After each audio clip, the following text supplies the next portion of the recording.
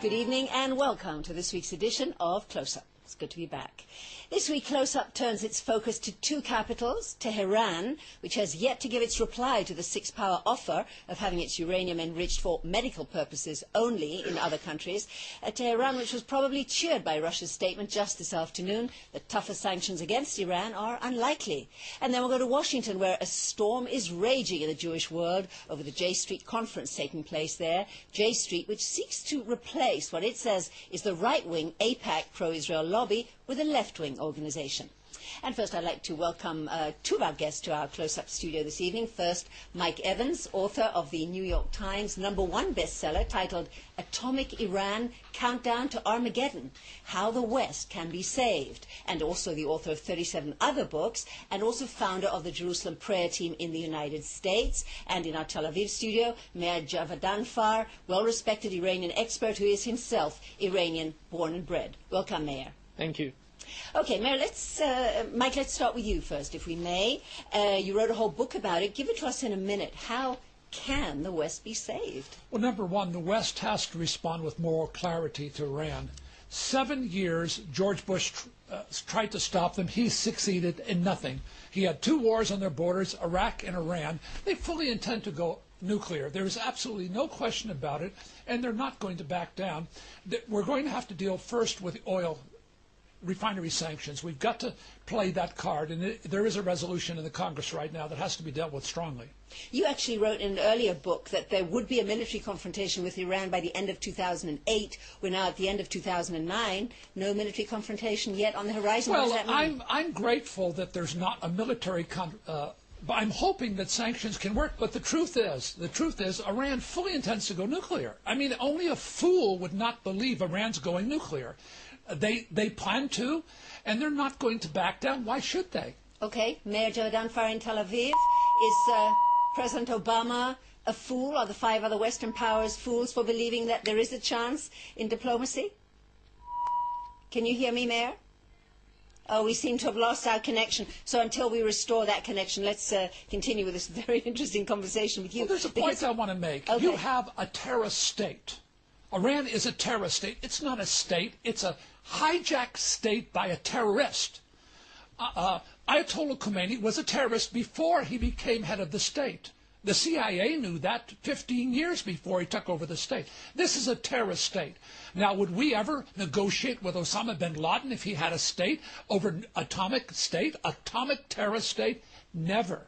This is a very serious dilemma for the world. Okay. Mayor, I believe that we have you back. Can you hear me? Yes, I can. Oh, excellent. All right, well, let me ask you that question again, following up on what Mike just said. If the leaders of Iran are terrorists, is there any point in the diplomacy, or is President Obama a fool for even trying? I don't think President Obama is a fool for trying at all. I think he's extremely smart, and I commend him for approaching Iran in such a manner. He has basically made it very difficult for Iran's Supreme Leader Ayatollah Khamenei to turn down the offer. Yes, he's playing games. He's saying, okay, we're not going to pass on all of the low-enriched uranium. We're going to pass on at least part of it. But this is actually going to lead to Iran becoming more isolated. The government is going to lose its basically its major card, which is that America is our enemy. America doesn't want to negotiate with us. Obama has called his bluff. He's approached them. The Iranian regime is very, very threatened by him. They feel much more scared of him than George Bush does. And I think in the next couple of days we're going to find out whether Iran accepts the deal or not. And if it doesn't, we're going to see very strong international consensus against him, even without the Russians. And do you think that that will be effective? In other words, your solution, as opposed to what Mike Evans is saying, is diplomacy in the end will prevail?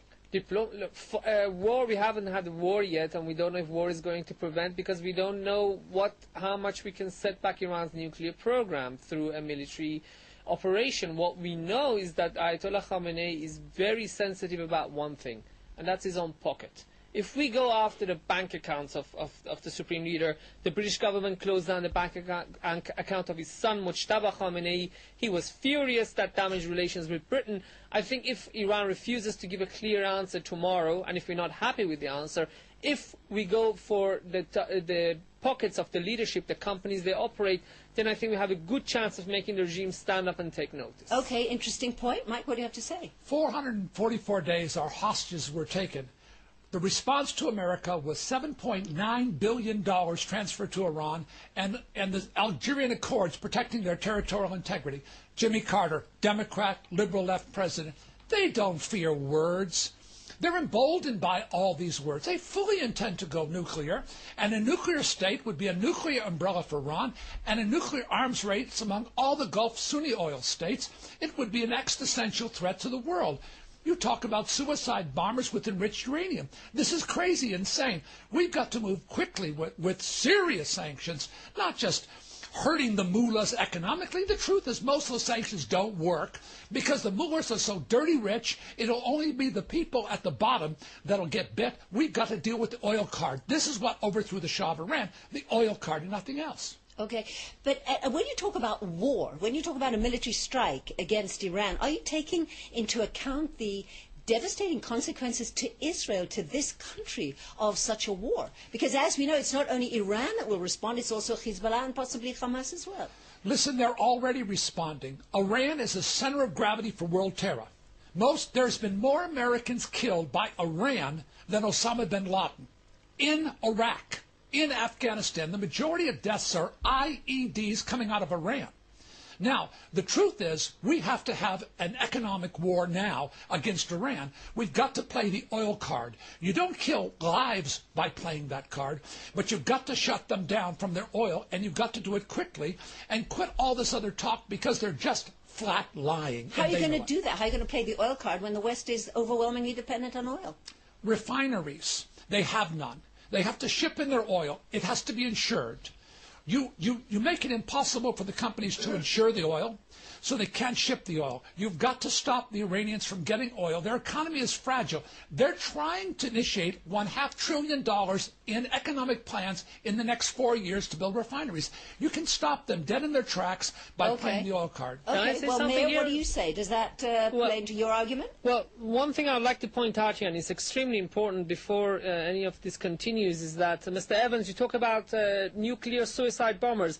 Iran, for the last 5 years, has had the ability to launch chemical weapons at Israel, and they have had the ability to give them to terrorists. They have not done that. I ask you why.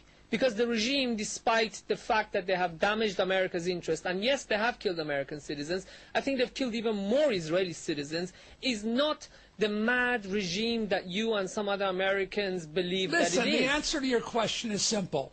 They haven't done it for the same reason Hezbollah and Hamas hasn't done it. Right, if so they why would tried they do it again? WMDs, Why the state would of they do it Israel now? would respond existentially, and they want to keep their power dry. Exactly. They know if they provoke Israel, Israel will respond, and rightfully so. Listen, this is a nutcase. This is Osama bin Laden on steroids, Ahmadinejad. He means what he says. He actually believes he's going to usher in the Mahdi through an apocalypse. Mr. Evans, Mahmoud Ahmadinejad has got as much power on Iran's nuclear program as Bill Clinton has on the International Federation of Football, which means not much at all. Listen, that's ridiculous. So, no, it's not. I wrote his You know biography. why? Elections, my friend, the elections were fraudulent, but the Iranian people were shut down because the mullahs completely supported Ahmadinejad, Sir. and those who opposed were thrown in prison for it, and Iran didn't care at all. That doesn't mean that he has power over the nuclear program, sir, because if you study Iran's structure of power, the hierarchy, I know because I wrote the first book on the life of Ahmadinejad. If you look at it, Ahmadinejad has got very little power over what is done Ahmadinejad under the is a nuclear stooge. program. He's a stooge for the mullahs, the mosques, and the madrasas, and you know that and I know it. He But articulates he their doesn't policies. have any power over the nuclear program, so how can his messianic vision turn this region into a fireball? Okay, gentlemen, I'm going to interrupt you. You both have 20 seconds more, and I'm going to ask you this question. As you know, the largest drill ever between the United States and Israel is taking place in Israel right now as we speak, with an emphasis on protecting Israel against missiles, including with non-conventional warheads.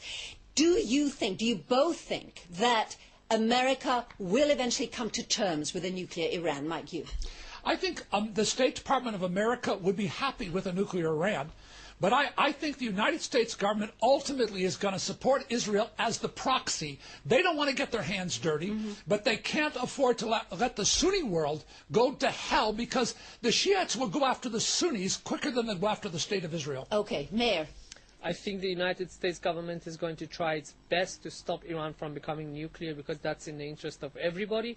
But I think at the end of the day, if nothing can be done, then they are going to look at that question with serious consideration. Okay. Well, I'd like to thank you both very much. And Mayor Jevadan Farr in Tel Aviv, thank you so much for your valuable input to Close Up this evening. And Mike, you don't go anywhere, because I'd like to hear your reaction to what's